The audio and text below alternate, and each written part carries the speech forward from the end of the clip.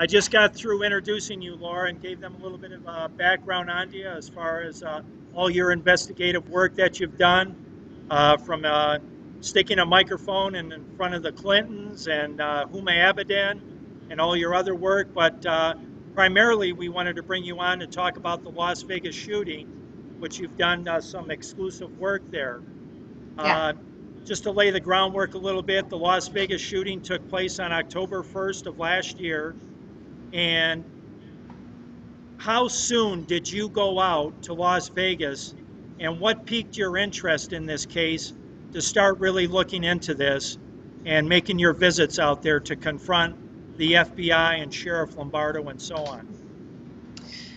Well, when the Las Vegas shooting happened, I was actually sitting in my bed on my laptop watching the news, and then all of a sudden I got one of these breaking news updates that said that there had been a shooting at a Las Vegas music festival. So then I immediately go on social media and I start looking for information about it, and I turn on the news. And then as the reports continued to come in, of course, it just sounded absolutely horrific, right? There's reports that there were supposedly multiple shooters, thousands of people were getting shot at, and that there were dead bodies all over the ground and people were running for their lives. And when I saw what was taking place, it just, within minutes, the first thing that came to my mind was the Bataclan attack that happened in France a couple years ago, in which concert goers were attending a rock concert, and ISIS terrorists opened fire onto the concert and killed, over 100 people. Tragic, very tragic event, and there were so many similarities with Vegas. And I called it right then and there. I said, you know what? I said, I think that ISIS just gave Vegas our own Bataclan. I think that this is ISIS. I'm going to call it now. So as more of the reports started coming in throughout the night, it sounded more and more like a terrorist attack. And several hours later, ISIS actually took responsibility for the Las Vegas shooting. And if you recall, I mean, there were some reports about this initially, and then the media was also a little reluctant to report that ISIS had taken responsibility. And within hours after ISIS claiming responsibility, Sheriff Lombardo and Aaron Rouse of the FBI in Las Vegas came out with a statement and said that they had determined that it was not ISIS and that it was not an act of terrorism. So, ISIS then continued to double down in their claims, and they gave a name for Stephen Paddock, right? They gave their own Islamic name for him, and they said that he converted to Islam 6 months prior to the Las Vegas shooting, and that he, he converted to Islam, and that he was a Muslim, and that he was a soldier for ISIS. And the FBI denied it. Sheriff Lombardo denied it. The LVMPD denied all of this information. But in the days and the weeks following the Las Vegas shooting, ISIS continued to double down in their claims of responsibility, even publishing in their own propaganda magazine, Dabiq, which is their publication in which they talk to their supporters and people who they want to recruit and people who they want to send their message to. Yeah, so, even me, as I remember watching that unfold, and to me that was a real surprise too, that just within the day they said this is not a terrorist attack. So that confused me right off the bat. And then I found through some of your research that, 6 days after the attack, that the FBI did have a file, or that his bank account was seized. Can you expand on that for us a little bit? Yeah, sure. So, I've been doing this investigation since, the first day of the Las Vegas shooting. I immediately flew out to Las Vegas and started reporting on the ground and building a source network of people all over Las Vegas, and law enforcement, the FBI, and people who work at Mandalay Bay themselves. And, there were reports from many members of law enforcement who I was speaking with that this was an act of terrorism, and that they were not disclosing that because of the fact that Vegas is a very popular tourist destination, right? And so they continued to say that it was not terrorism. However, recently there were numerous documents and files and evidence from the Las Vegas shooting that were released. And they had to be released via a court order because the sheriff and the FBI and the police department in Las Vegas, they were fighting the release of these documents. They didn't want them to come out. So within some of the batches that recently came out, which is over 2,000 pages, I'm scanning through it, and one of the officer reports that was dated from October 6th was from one of the LVMPD detectives who was also reporting for Homeland Security. And he wrote inside this report that one of Stephen Paddock's bank accounts prior to the Las Vegas shooting had been shut down on suspicion of terrorism financing. And this statement came from, I believe, Stephen Paddock's ex-wife, because if you look at the police report and you look at the statement, the name is redacted from the individual who the officer is speaking with. All of the names have been redacted, right? There's a total lack of transparency and honesty in this investigation because they're not giving us anybody's names so that the media can then follow up and ask their own questions. But if you look at the way that the statement is structured, you can tell that it is Stephen Paddock's ex-wife because it said that the person who gave the information was married to Stephen Paddock for several years. And then it goes on to say that he became very angry because one of his bank accounts was shut down on suspicion of terrorism, but that he never said that he would hurt anybody, right? But this is information that they knew, like I said, on October 6th, so that's 5 days after the shooting. And now we are in the middle of June, towards the end of June, and that still has not been released to the public. I've reported it in my own, independent reports, of course. But the FBI and the LVMPD have remained adamant that Stephen Paddock was a lone wolf, right? A lone wolf gunman. It's interesting how they use lone wolf because that's generally a term given to ISIS terrorists, right? Or individuals who commit terrorism. And they said that he was alone in the room, which of course that wasn't true as well. And they said that it wasn't terrorism. But clearly this is a problem if his bank account prior to the shooting is being flagged for suspicion of terrorism. And then we find out after the fact that he's making all of these large international bank transfers, specifically one of $100,000 to the Philippines, where we know that there is a very large ISIS network. Now, he was, I think I read in one of your articles that he was just a sort of a simple guy or did not have a high-paying job throughout his career. I mean, it looked like he lived okay, but not to the point where he was flying back and forth overseas and to have such a large bank account making these big money transfers. Am I getting that right? Yeah, exactly. And so they had said that the way that he made his income was that he was a professional video poker player. But anybody who knows anything about gambling knows that there's no such thing as being a professional video poker player. Yeah. And it was just funny because in the immediate aftermath of the shooting, they said that Stephen Paddock had a lot of money and that, he would spend hundreds of thousands of dollars in the casinos, and that he had an estate worth $5 million when he died. But you don't make that type of money being a video poker player. But then as more investigation, as more investigative work was conducted, it was revealed that Stephen Paddock actually has ties to the government. He's held government positions before. He's tied to Lockheed Martin. He used to own a plane. This guy has connections that would put him on a radar or put him in a database and make it so that he really wouldn't be so unknown to the government like they're saying. And that's what everybody was so confused about, if you remember, is how this guy could carry all of these guns into a 32nd floor suite at the Mandalay Bay in one of the most surveilled places in the world, Las Vegas, and carry out this shooting on his own, shooting over 1,100 rounds within a few minutes. Yeah. Right? And then no one knows anything about him. Well, obviously, people did know something about him because what happens when your bank account is flagged for suspicious activity, A report is then filed. Banks are required when your account, any type of account, whether it be for money laundering, suspicion of fraud, suspicion of terror financing, when accounts are flagged, they have to submit a report, and then the report goes to a database called FinCEN. And in this FinCEN database, there's a collection of information and intel in these reports, which is shared with organizations like the FBI, the CIA, DHS. They all have access to this information, so then they can themselves investigate.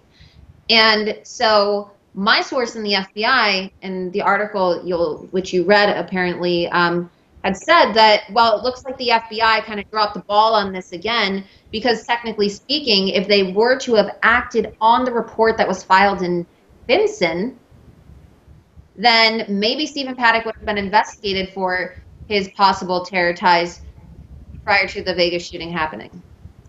Yeah, I want to get back to the FBI because, as we all know, the FBI is in the news every day now, but I want to save that near the end.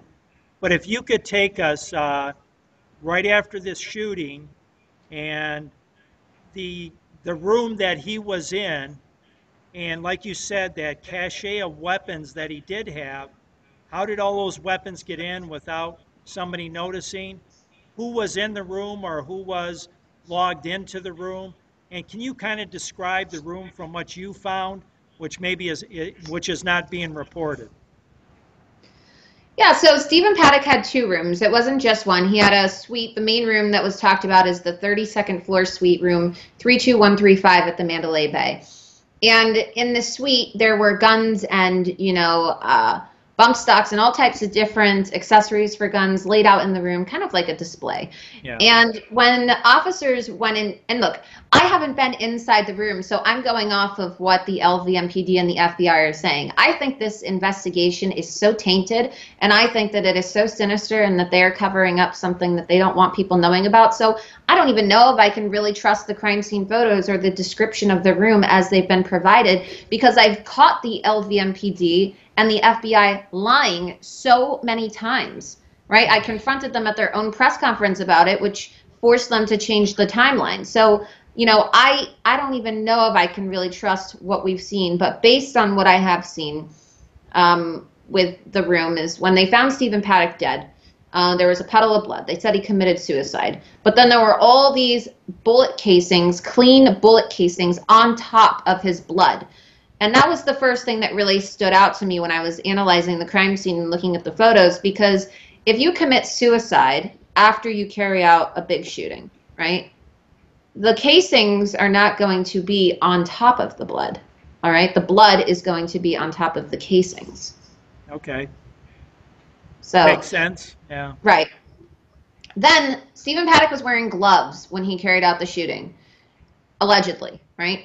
There was another room next door that Stephen Paddock was also, registered to, that he had registered, but the door was drilled shut. The door to the adjoining room was drilled shut, but the glass window in the other room was broken. So what I don't understand is how Stephen Paddock was dead in one room with the door drilled shut, and then the glass was broken in one room and another room, but then he supposedly shot people out of both windows. It just doesn't really seem to make sense to me. But then on the other bed in the other room, there were another pair of gloves found. So who did these gloves belong to, and why were there two sets of gloves in the room, right? Another thing that is concerning that they're lying about as well is the fact that Stephen Paddock was in the room by himself. The officers said that Stephen Paddock was in his room alone and that nobody else helped him. He had no accomplices. But if you look at the records in the room, and this is information too that came out recently in dispatch logs that confirms my previous reporting from October, there were 3 women registered to Stephen Paddock's room.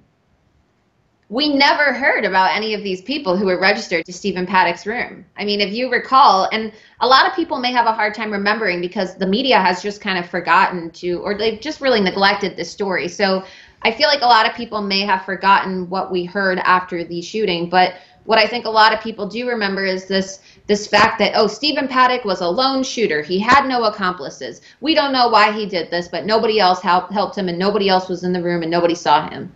Well, the 3 women who were registered to the same room as him, their names and identities have been redacted from the official dispatch log. And if It you look at seems the like the FBI is pretty good at that of redacting lately. well, redacting and lying, all right? Yeah, And look, a lot of yeah. people call you a conspiracy theorist because you say, oh, the FBI is lying and they're covering it up. Well, if you look at the IG report that just came out, for example, and I'll give you some other examples as we talk about the FBI covering up for Islamic terrorism, you will see that they lie about everything. They said that they weren't partisan. They said that they weren't working against Trump. But then what do these text messages say? We all saw the text messages that just came out. They're talking about Trump supporters, how stupid we are, how we don't know anything, how they got to stop Trump.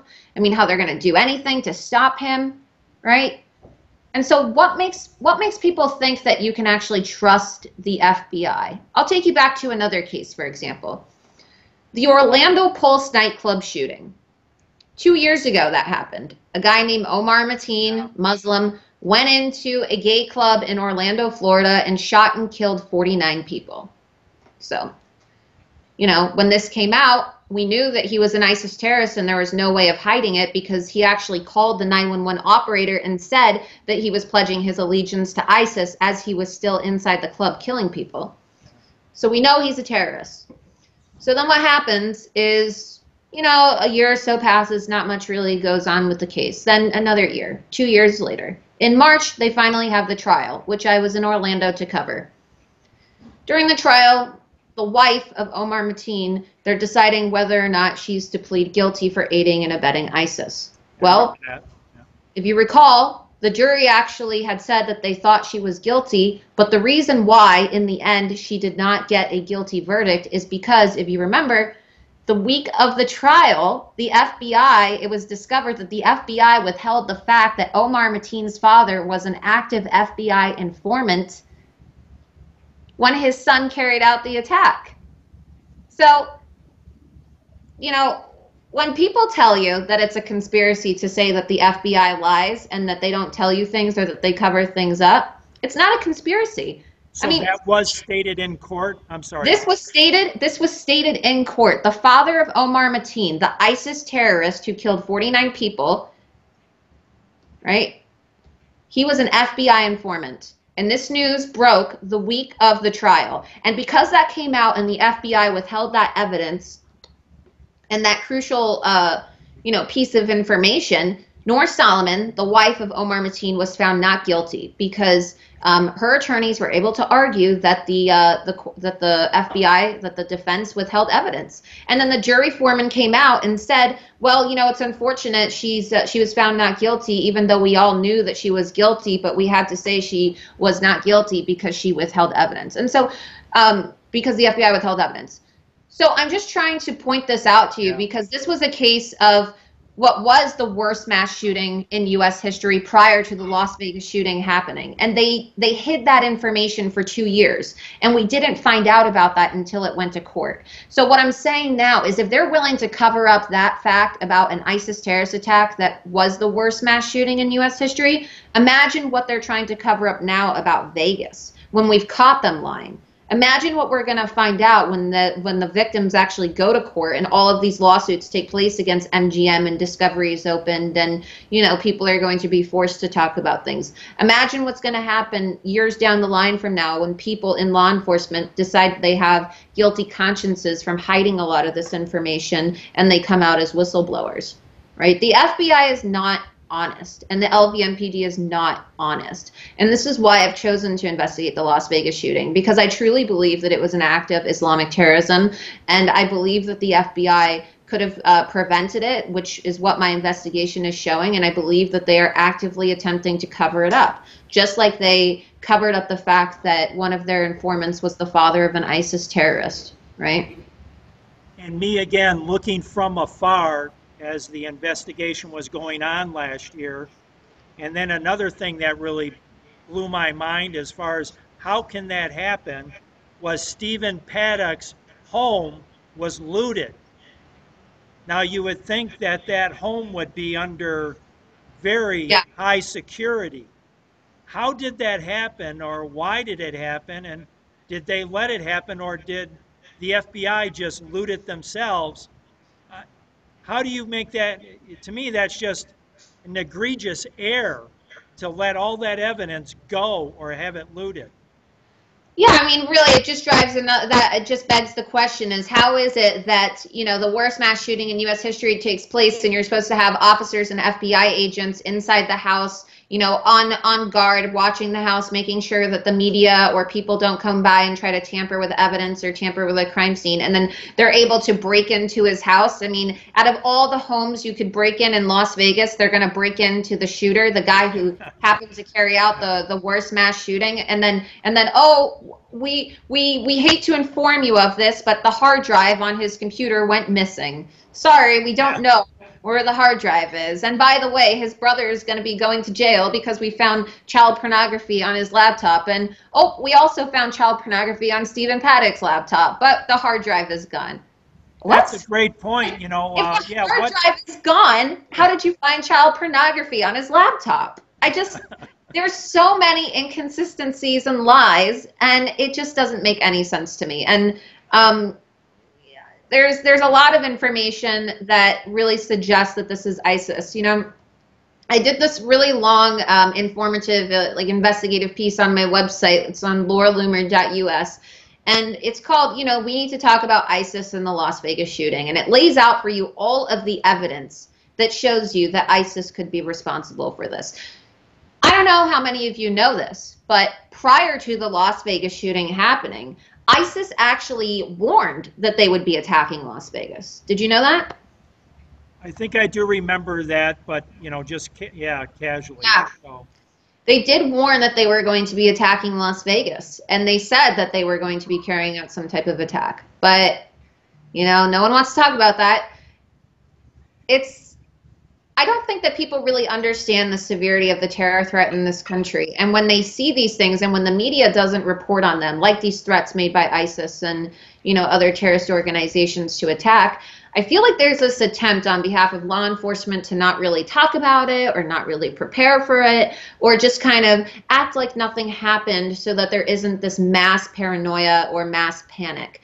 But the reality is that when you do that and then you allow for these attacks to take place, you're not really doing a service to the country. You're not doing a service to the people and, informing them of the threat in their own communities, something that you're very well aware of where you live right now, the growing threat. And when our officials and the FBI and police departments try to tell people that there's nothing to worry about and they have it under control, well, it creates a lot of problems like we're seeing now, because then, it doesn't fit the narrative. So then they're forced to scramble to come up with something that fits the narrative that they want to put forth. See, if they would have told people that ISIS was planning on attacking Las Vegas and that the terror threat in this country is very real, and we currently have ISIS terrorists in all 50 states embedding themselves and carrying out operations and infiltrating our law enforcement, running for Congress, infiltrating all types of different positions of power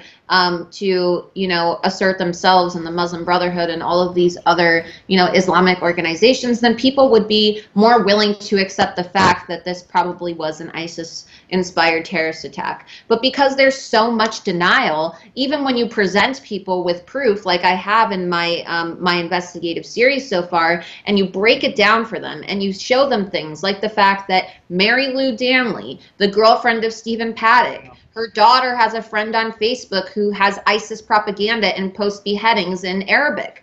All right, so Mary Lou Danley, by a degree of separation, is connected to an ISIS, an ISIS militant. How come that information isn't made public? How come we're not hearing about the fact that an Uber driver who drove Mary Lou Danley and Stephen Paddock, then dropped them off at the Mandalay Bay, told police officers that Stephen Paddock told her that there was going to be a, quote, terrorist attack at the Mandalay Bay?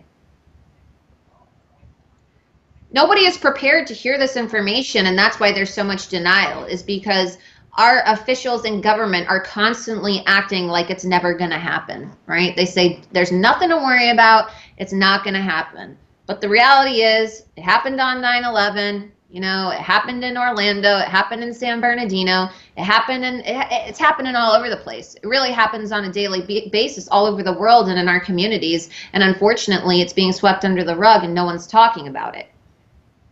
Yeah, we see what's happening in Europe as far as countries looking the other way, but it does seem like Yeah. they're waking up a little bit. But I also want to touch on one of your recent stories from your website as far as you found information that the Las Vegas Police Department was told to turn off their body cameras. Yeah. And how did you come about that information? And I mean, you've got it right on your website, the video of, a body camera on one of the officers, and you can hear it in the background, shut off your cameras. So why did that happen? And again, how did you come about that information? Yeah, so there's been 6 different releases of information by the LVMPD that have been issued by court order, like I said. And, you have to, they're not giving this to the public. It's supposed to be publicly available, but the media organizations have it. But I've, made an effort to really go through this information and put it on my website and put it on my YouTube channel and listen to the hundreds of hours of audio and go through the thousands of pages of documents. You have to read them page by page, right? Hmm.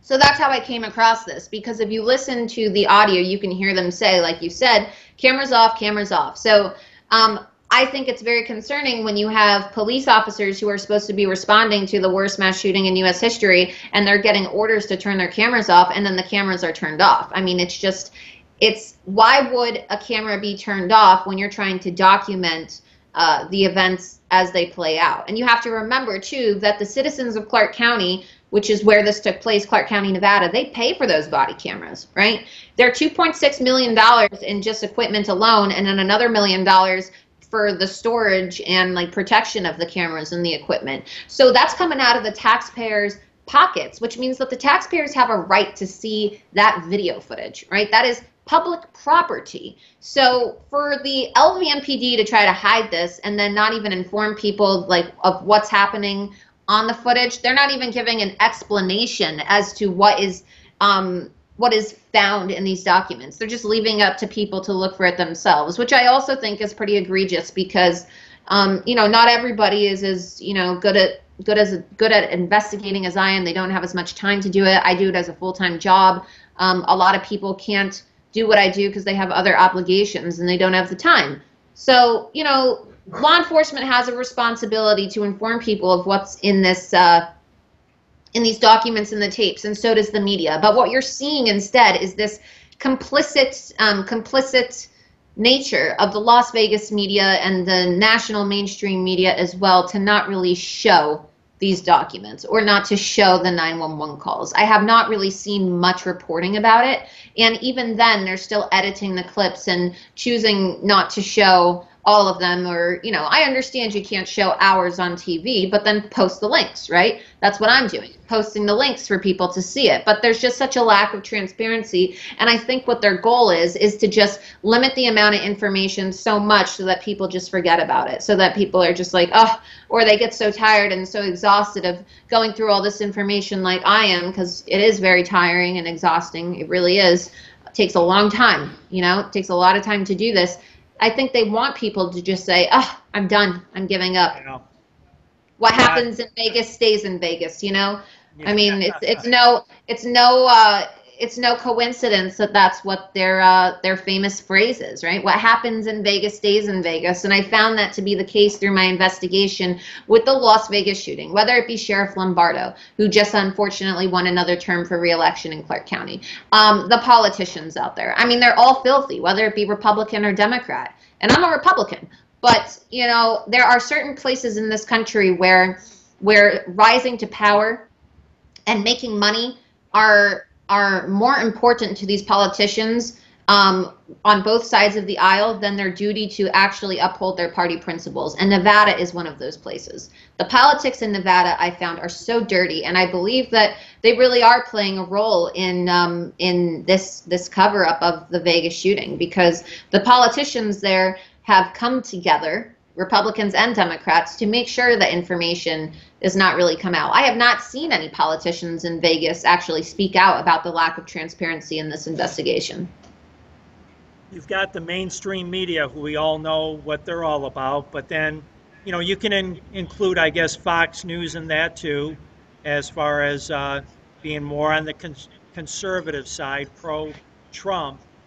But with all your, I mean, like you say, you're about the only individual who is reading all those documents, taking all that time to dig through the truth, and then nitpicking it for us to come out with the good stuff and exposing it.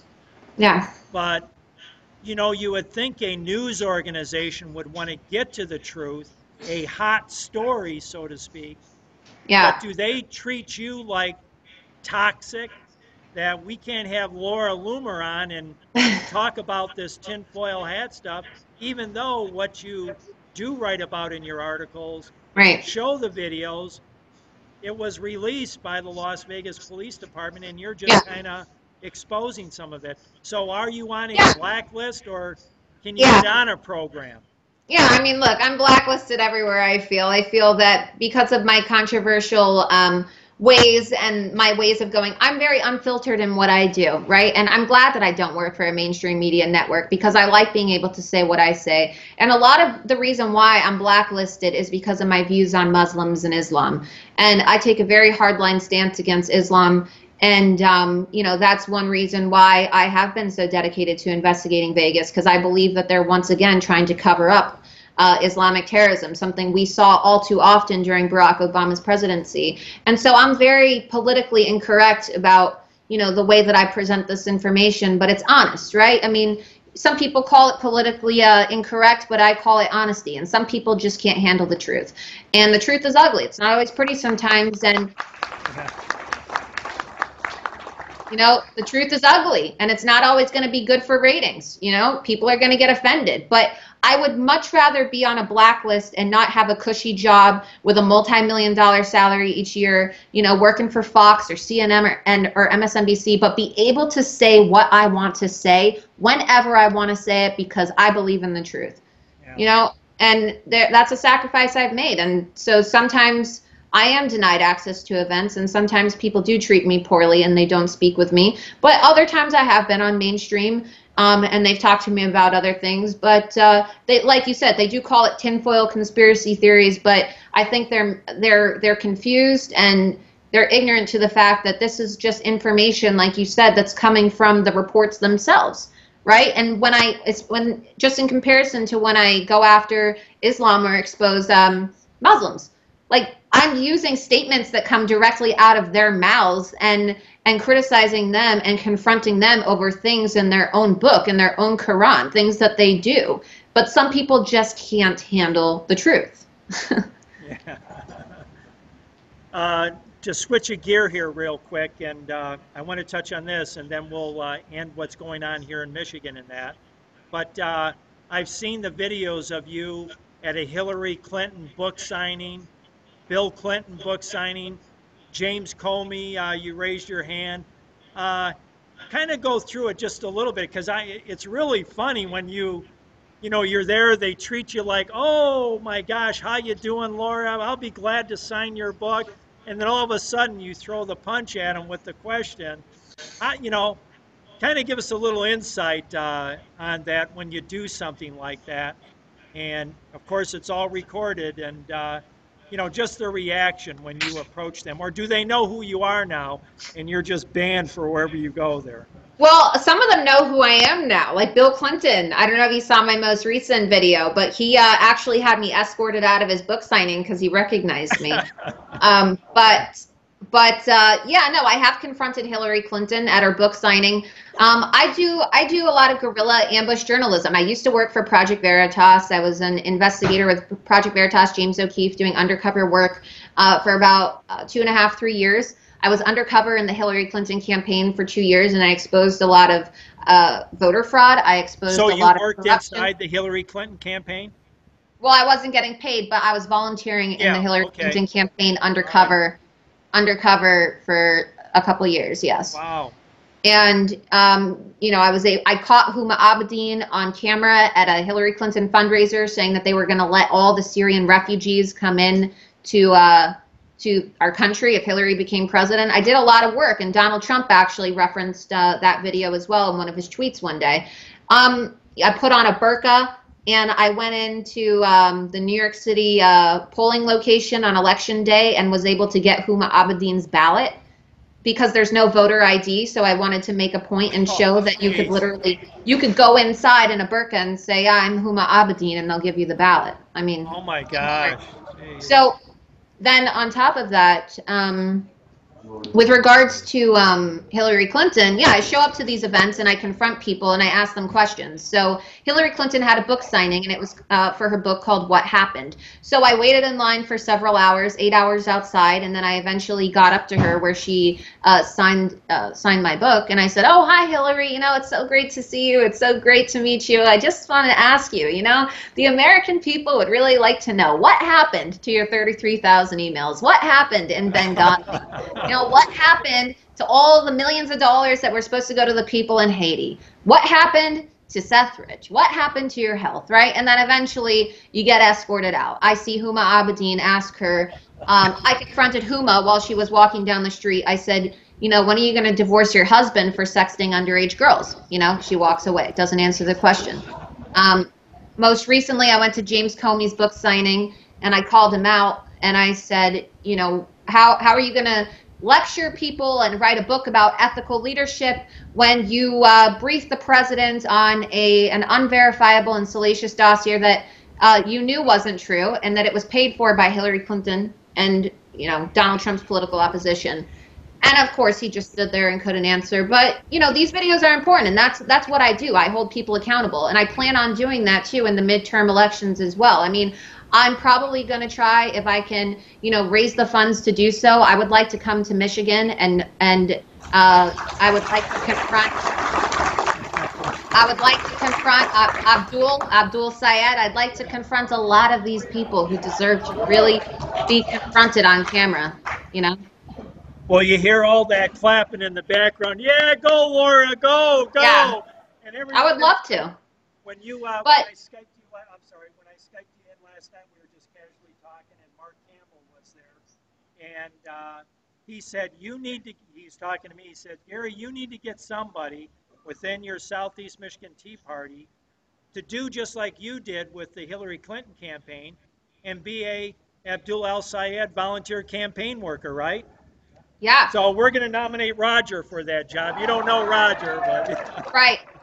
Yeah, no, and you know, you got to be careful with recording laws, so you got to look it up. But I don't know how it works in Michigan, but I imagine, I mean, on a campaign setting, you can record, but there's lots of different ways that you can do that, and I would highly recommend that. I mean, you know, hidden camera videos, hidden audio, going to these events and confronting people, having people show up and ask them about their ties to terrorism, their ties to Hamas and CARE and all of these radical individuals, their support of Sharia law. They all need to be confronted. And there are a lot of these people, not just Abdul Sayed, who are running across America right now, right. running all over to try to infiltrate our government and, you know, basically overturn our constitution and implement Sharia law. And we can't allow it to happen. And the best way to do it is to confront these people. So I do hope that I can come to Michigan and, you know, meet you guys in person, attend one of your meetings in person, and work with people on the ground to expose a lot of what's happening. Because what's happening in Dearborn right now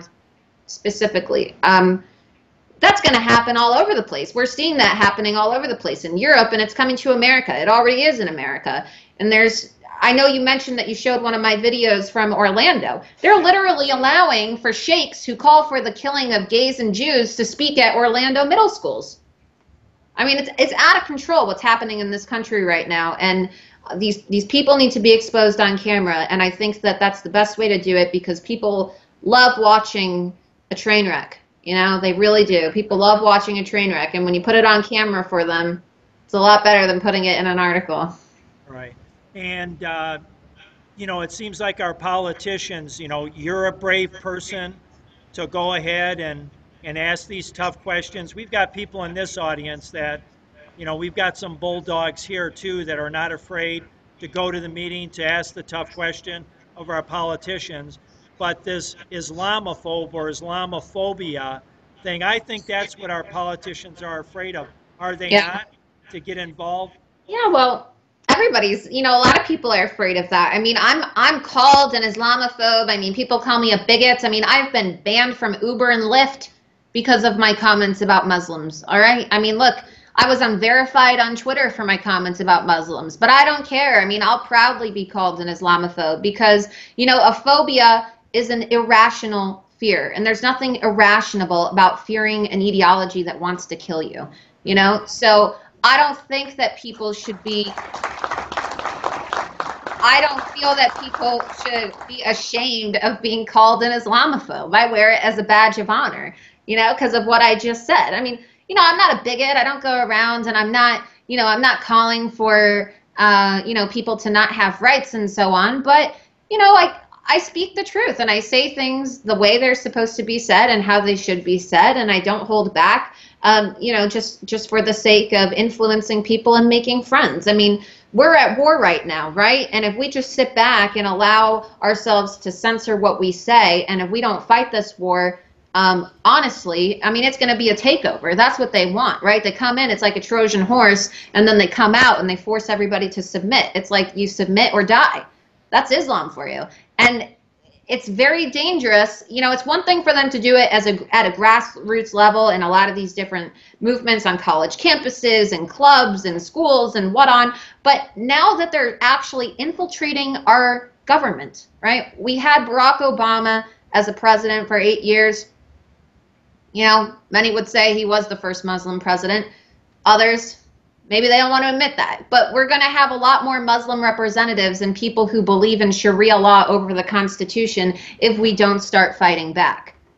And I think that your group is probably, very receptive to this. I can speak, directly to you from my heart on this because I'm sure that most of you agree with that. But there are a lot of people in the Republican Party too who are still very scared about speaking this way openly about Islam, right? Because they're scared of being called a racist or an Islamophobe or a bigot. But you just got to really get over the name calling because it doesn't mean anything.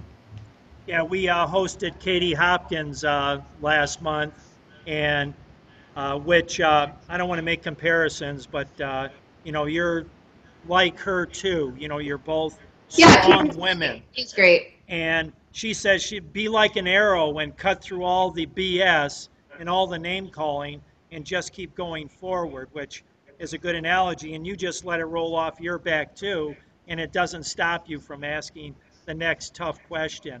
But like you mentioned, it's funny. Yeah, I think it's funny. I mean, I think it's really funny, honestly, when they call me these names, But a lot of people can't handle it, and I understand a lot of people, it looks bad, and they're afraid of losing their jobs, and I understand why people would be scared to speak up and be called those names. But, what's worse, being called a name or sitting back and watching your country get destroyed? Being called a name or watching your grandchildren recite the Quran in elementary school Sunday?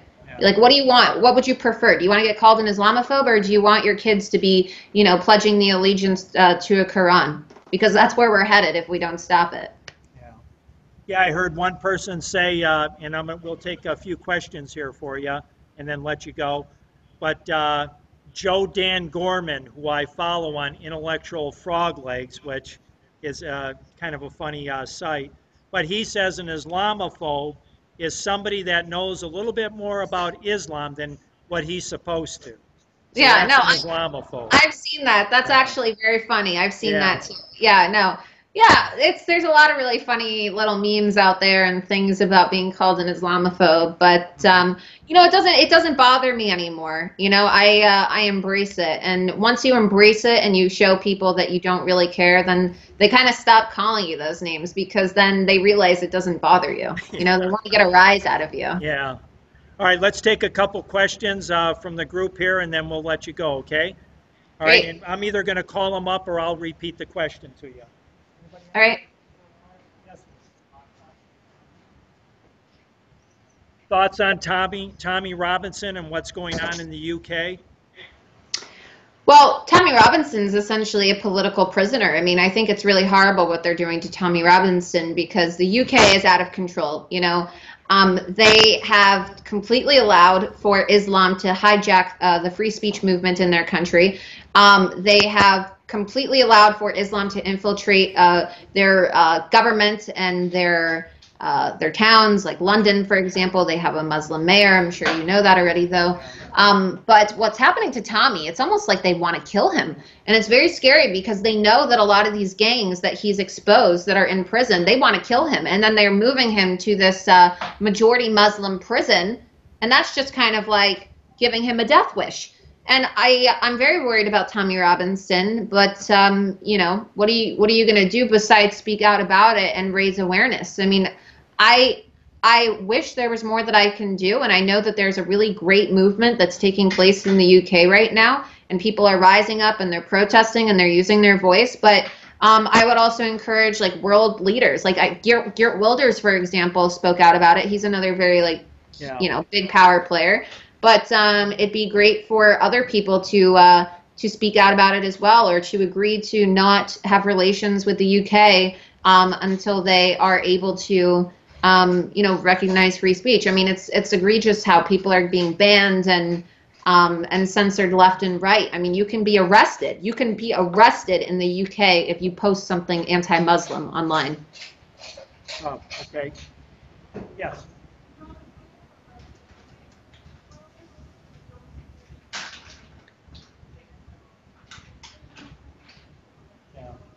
Okay. Yeah, you mentioned a little bit, Laura, about Stephen Paddock going in and out of Mandalay Bay, and there's no security footage of that, of him carrying in big bags or suitcases. Yeah. Why is that not being shown or exposed? Right. So there actually was about 2 or 3 months ago, there actually was some footage that was released first by the New York Times. And it was the first footage that we saw of allegedly Stephen Paddock wheeling in suitcases into the hotel up the service elevator. But the fact that you don't know this is the problem, right? Everybody should know this. Everybody should have seen it. And the reason why you had to ask the question that you just did is because the mainstream media is not doing a good job reporting on the Vegas shooting. I mean, they spent more time talking about Parkland when 3 times as many people died in Vegas. Why is Parkland more important than Vegas? I don't understand why. And it's a real shame because a lot of people are under the impression that no video footage has been released yet. And, it hasn't all been released. There's little clips of it. And I'm still not convinced that it shows that he's the only person who brought the bags up. And it's kind of hard to see if it really is him in the footage. But the mainstream media really should be hosting this somewhere. They should be talking about it so that everybody is aware that these materials are there. Right. Yes, sir.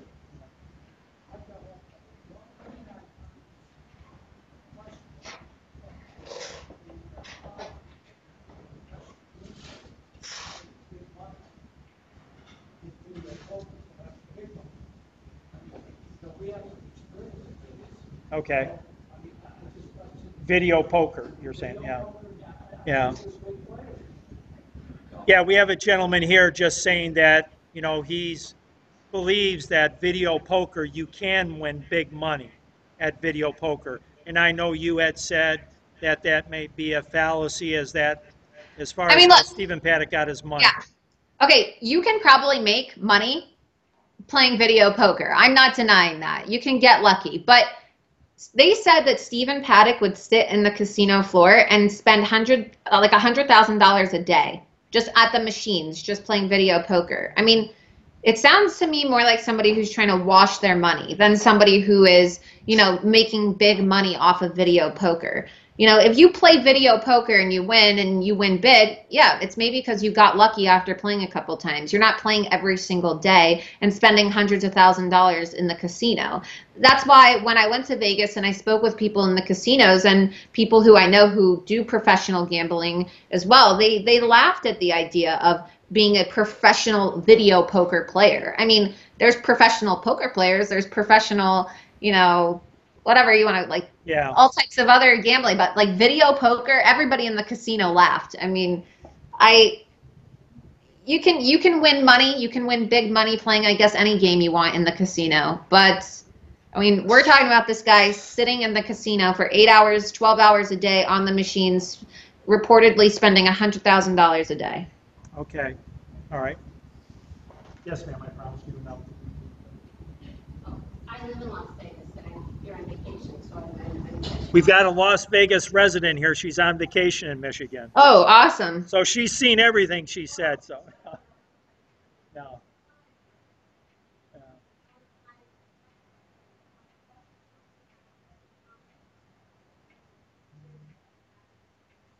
Jose Campos, the security guard. Oh, Jesus Campos, yeah.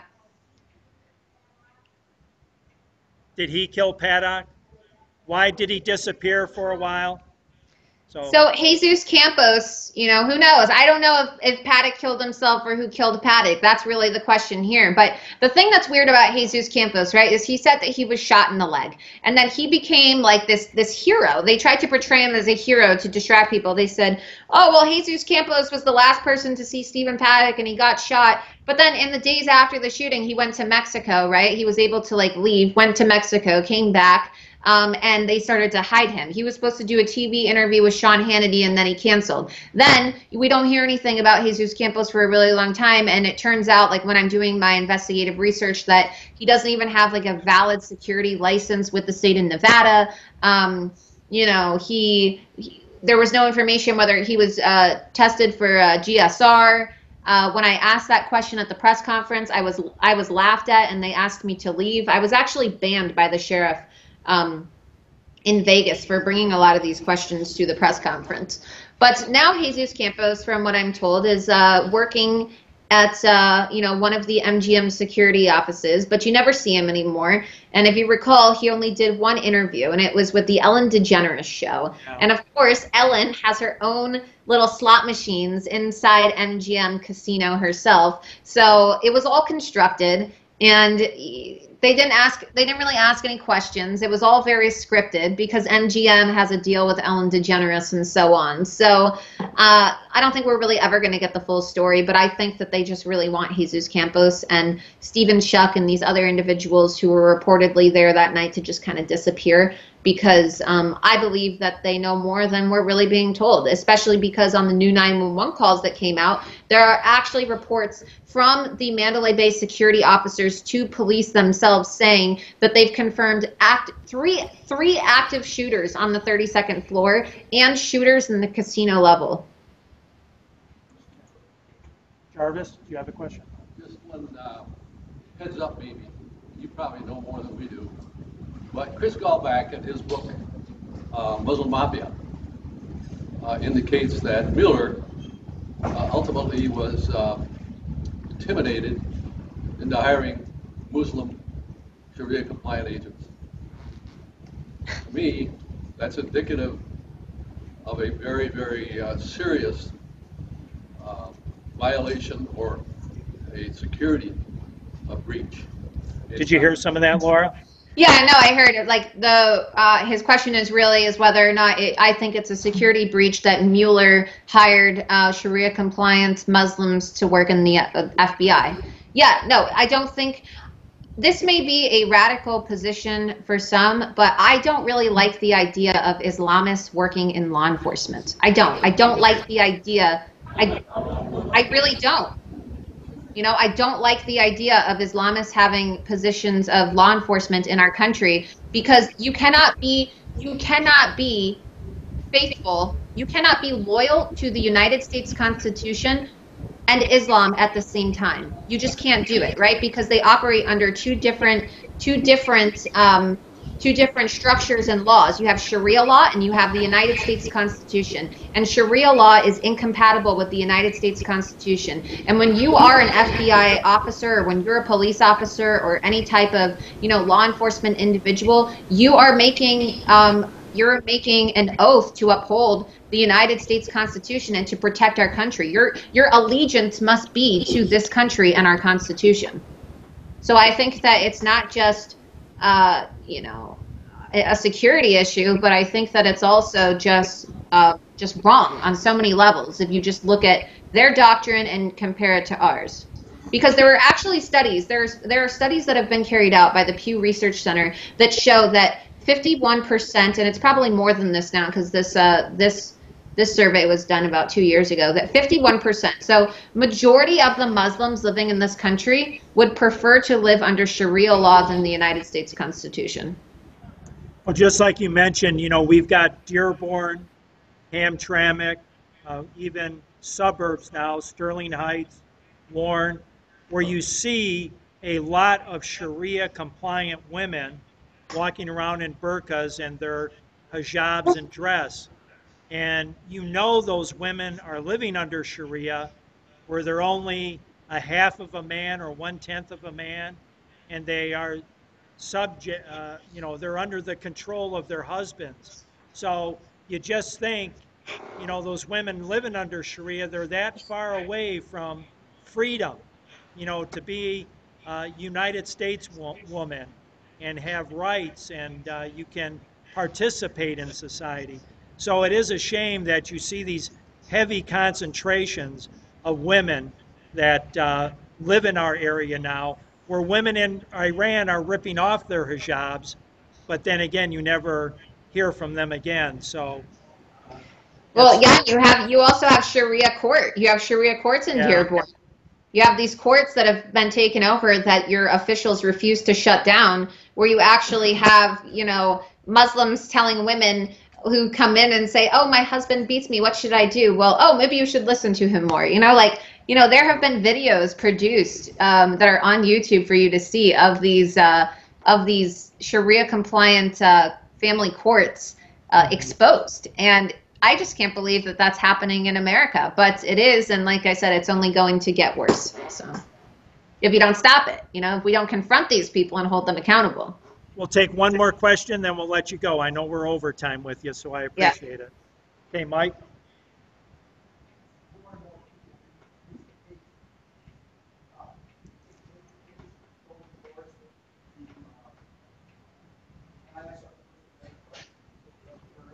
Hate speech, what you've been accused of, which Yeah. people like CARE, come down on you. We just had an incident here in Warren, Michigan, which is just down the road from us. A Right. non-paid worker for the city of Warren posted on her Facebook page something to the effect she doesn't like Islam or hates Islam. CARE came down on her like a hammer, and she was let go. She was fired, or else they were going to protest in front of City Hall. So They is have too this, much power. yeah. What were you going to say? Is this what? Hate speech, is that the Trojan horse inside of our society? And should Trump deem the Muslim Brotherhood a terrorist organization? Yeah, he should deem them a terrorist organization. CARE should be deemed a terrorist organization. I don't know why CARE, this organization. All right, you know what? Do you know what boggles my mind? And honestly, it keeps me up at night sometimes because it is so stupid. How is it that CARE is listed as a designated terrorist organization in the United Arab Emirates, right? A majority Muslim area. How is it that CARE is listed as a terrorist organization there, but it's not listed as a terrorist organization here? Right. I mean, if the Muslims think they're terrorists, isn't that kind of shouldn't we be doing something? Look, if we want to see change, we need to see our politicians not only designate the Muslim Brotherhood as a terrorist organization, but also CARE. CARE needs to be investigated for their direct ties to Hamas. CARE needs to be shut down. And their chapter, people think that they're powerful in DC. Well, they're here where I am in Florida. They have their largest branch. Their largest branch is here, and they're literally infiltrating all aspects of society. If you look at the Parkland shooting, for example, that just happened, the Broward County Sheriff's Office. Well, one of the deputy sheriffs who works for Sheriff Scott Israel, his name is Nazar Hamzi, and he is a director for CARE here in South Florida. All right. And this guy is literally on camera giving weapons trainings to jihadis inside a mosque. All right. So it's not even just care within their own organizations. They are in your police departments. They are in your children's schools. They are in the government. They are everywhere, and they're planning a takeover. Like I said, the Trojan horse analogy, it fits perfectly here, and you have to stop it. You have to stop it and fight back. Michigan. Well, I appreciate it, Laura. Yeah, you've got, what, 4 or 5 rounds of applause during some of your comments, so maybe that broke a record, so.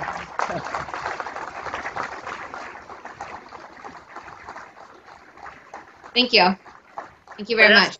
We were talking last night, I was, when I introduced you before we connected, this web of friends that we kind of all know. When Mark Campbell came on the Skype last night, he knows Mary Werbicki, Tom Treno, Yeah. Sharia Crime Stoppers, and, Right. and so on. And it's a real privilege to get connected with you. Yeah. And yes, we will try to get you to Michigan one day and Thank you. get you up here and plan a little Yeah, tour for I'll you. bring Mark and Tom with me. We'll come together. Mark's All here. right. Mark is here. Mark is here right now too in the background too. But yeah, Yeah. no, I would love to come to Michigan, like I said. And for people who would like to support my work, they can do so on my website. You can support me on my PayPal or make a contribution through Tom's organization and my name as well, because this is what I do. I do a lot of this investigative work, and I'm very much looking forward to exposing a lot of these candidates during the midterms. Well, you were gracious enough to allow us to record this conversation, so I'll put it into a YouTube. I'll send it to you, and we'll post it on our website and let our email list know that we had this great conversation. So, Great, Laura, thank you so much. all right. Thank you, Laura, for being with us tonight. Thanks for spending a little extra time with us. And thank you very much for all you do. Thank you. Thank you. Have a good night. Good night. Bye, Gary. Thank you, Bye. Laura.